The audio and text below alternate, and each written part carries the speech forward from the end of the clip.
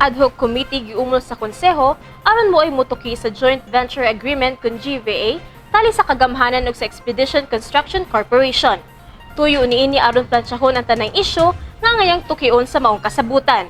Ania ang report. Seconded by Member Archival. Discussion? Yes, go ahead, Member Archival. Atul sa regular session ning simanaha, nagkasabot ang konseho nga muumol og ad hoc committee kansang tumong ang pagtuon ug pag-review sa joint venture agreement kun JVA tali sa kagamhanan ug sa Expedition Construction Corporation. Ang maong komitiba gihatagan og 45 ka adlaw aron magsumiter sa konseho sa ilang mga rekomendasyon ug sunod nga mga lakang kabahin sa JVA sa pagre-develop sa karaang inayawan landfill ug pag-fill up og yuta sa Pond A diha sa South Road Properties. Si Majority Floor Leader Konsehal Jocelyn Pesquera mao'y pangu sa komitiba. Ang mga miyembro niini sila si Minority Floor Leader Nestor Archival Sr., Committee on Budget Chairperson Noel Wenceslao, Committee on Laws Chairperson Ray Gialon, Committee on Infrastructure Chairperson Jerry Guardo ug Committee on Environment Chairperson Joel Garganera.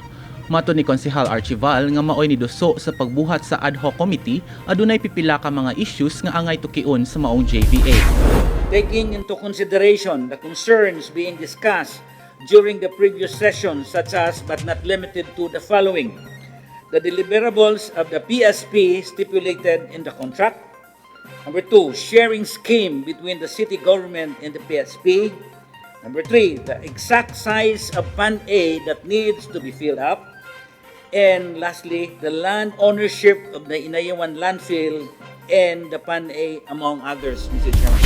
Ang JVA gipirmahan ni Mayor Michael Rama ug Expedition Construction Chairman ug CEO Simon Paz ni adtong Enero 27 tuig 2022. Apan hantud karon wala pa gihapon nakalihok ang kontraktor sa maong proyekto. Kahinumduman nga ni adtong Oktubre 4 miatubang si Mayor Michael Rama sa konseho diin iyang giawhag ang mga konsehal nga tukion ang mga termino sa kontrata. Iya hinuon gipasalig sa konseho nga ang executive department miaghat na usab sa kontraktor nga sugdan na gyud ang proyekto. Si Minority Councilor Mary Ann de los Santos mi-deliver usab og privilege speech atol sa regular session sa konseho diin iyang giingon nga aduna siya'y daghang pangutana bahin sa maong joint venture agreement. Dugang niya nga angay hatagan og update ang konseho sa maong proyekto. Resolved to request the offices involved in the SRP Management Office, headed by Mr. Roberto Barquez, C.